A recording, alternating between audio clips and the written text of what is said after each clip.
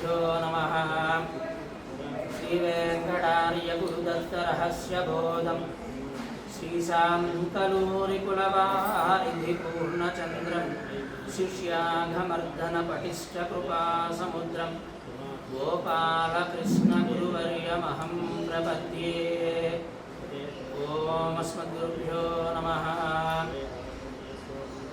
ఈ వసంత నవరాత్రులలో మనం అందరం కలిసి కూడా సుందరకాండ పారాయణనే అనుసంధానం చేసుకుంటున్నాము. ఈనాడు సుందరకాండ పారాయణ ప్రారంభిస్తున్నాము.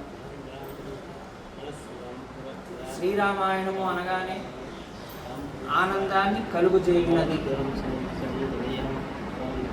అలా ఆనందాన్ని కలుగజేసేది రామనామము. రామః రామః అంటే రమేతి ఇతి రామః, రమయతే ఇతి రామః. ఆనందముగా ఉండువాడు కనుక రాముడు, ఆనందింపజేసేవాడు కనుక రాముడు అని. ఆ ఆనందం ఎక్కడ ఉంది? అసలు ఈ రామాయణం అంతటినీ కూడా ఆ రామాయణం ఎందుకు చదవాలి? ఆ రామాయణం అర్థంలోకి వెళితే మనకి అర్థం అవ్వదు. అది ఏదో విద్వాంసులు పండితులకే అర్థమవుతుంది, సామాన్యులమైనటువంటి మనకి అర్థం అవ్వదు. కానీ చదవాలి. చదివితే రామాయణంలో ఉండే గొప్పతనం మన అందరికీ కూడా తెలుస్తుంది.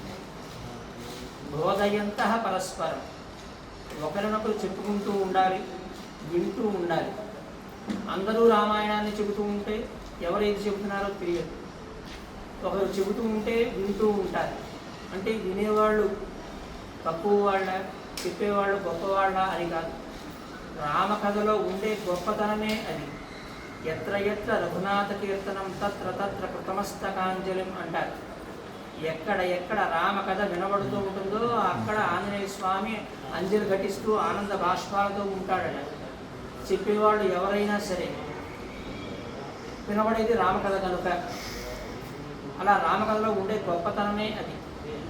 అందుకనే రామాయణాన్ని పారాయణ చేసిన, రామాయణాన్ని చెప్పిన ఒక ఆస్తరణం ఉంచారట, ఒక ఆసనం ఉంచారట. ఆంజనేయ స్వామి అక్కడ ఉంటాడు అని విని ఆనందించినటువంటి వాడు ఆంజనేయ స్వామి. రామాయణాన్ని అని ఆనందించినటువంటి వాడు వాల్మీకి మహర్షి. రామాయణంలో ఉండే మరొక గొప్పతనం, ఈ కాండలన్నిటికీ పేర్లు పెట్టినప్పుడు రామచంద్రుని యొక్క బాల్యంలో జరిగిన వృత్తాంతాలకి బాలకాండ అని, అయోధ్యకాండలో అయోధ్య నగరంలో జరిగినటువంటి వృత్తాంతానికి అయోధ్యకాండ, అరణ్యంలో జరిగినటువంటి దానికి అరణ్యకాండ, కిష్కింధలో జరిగినటువంటి వృత్తాంతానికి కిష్కింధకాండ, యుద్ధకాండలో జరిగినటువంటి వృత్తాంతానికి యుద్ధకాండ అని. మనకి పురాణాంతరాలలో చూస్తే వాల్మీకి మహర్షి ఈ కాండలకి పేరు పెట్టినప్పుడు ఈ సుందరకాండ దగ్గరికి వస్తాడు ఆ వాల్మీకి మహర్షి. సో ఆంజనేయ స్వామి లంకానగరం ఈ సముద్ర లంఘనం చేసి లంకానగరానికి వెళ్ళి సీతమ్మని సేవించి మరలా రామచంద్రుని దగ్గరికి వచ్చిన కాండకి సుందరకాండ అని. వాల్మీకి మహర్షి ఈ కాండకి పేరు పెట్టినప్పుడు హనుమత్ కాండ అని పేరు పెట్టాడు. పురాణాంతరాలలో ఉన్నటువంటి విషయం. వెంటనే ఆంజనేయ స్వామి ఆనాడు స్వప్నంలో సాక్షాత్కరించి, ఓ మహర్షి, నేనేదో గోప్యంగా రామ సేవ చేసుకోవడం కోసం వచ్చినటువంటి వాడిని కనుక ఆ పేరు పెట్టవద్దు అని ప్రార్థిస్తాడట. అప్పుడు ఆలోచించాడు వాల్మీకి మహర్షి. మనకి మహర్షులు ఎంతో విజ్ఞానాన్ని అనేక కావ్యాలలో, పురాణాలలో ప్రధానమైనటువంటి విషయాన్ని గోప్యంగా ఉంచుతారు. అందులో ఈ రామాయణానికి ప్రాణభూతమైనటువంటిది ఈ సుందరకాండ. అలా దానికి పేరు పెట్టాలి అంటే ఆలోచించిన వాల్మీకి మహర్షి సుందరకాండ అని పేరు పెట్టాడు. ఎందుకు సుందరకాండ? అలా సౌందర్యము అంటే మనకి బాహ్యమైనటువంటి వస్తువుల మీద కనిపించే అందమా? కాదు. ఆ సౌందర్యము అంటే ఆనందము. ఎవరైతే మనకి ఈ లోకానికి తాను ఆనందిస్తూ లోకానికి ఆనందం కలుగు చేసేవాళ్ళు ఉంటారో వారే సుందరు అని. అందుకనే సుందరకాండ. ఆంజనేయ స్వామి అటువంటి వాడు. లంకానగరం వెళ్ళి సీతమ్మని దర్శనం చేసుకుని ప్రాయోపవేశం చేద్దాం, ఇక మరణిద్దాం అనుకున్న సమయంలో ఆంజనేయ స్వామి ప్రవేశించి రామ వృత్తాంతాన్ని తెలియజేసి సీతాదేవికి ఆనందాన్ని కలుగు చేసినటువంటి వాడు.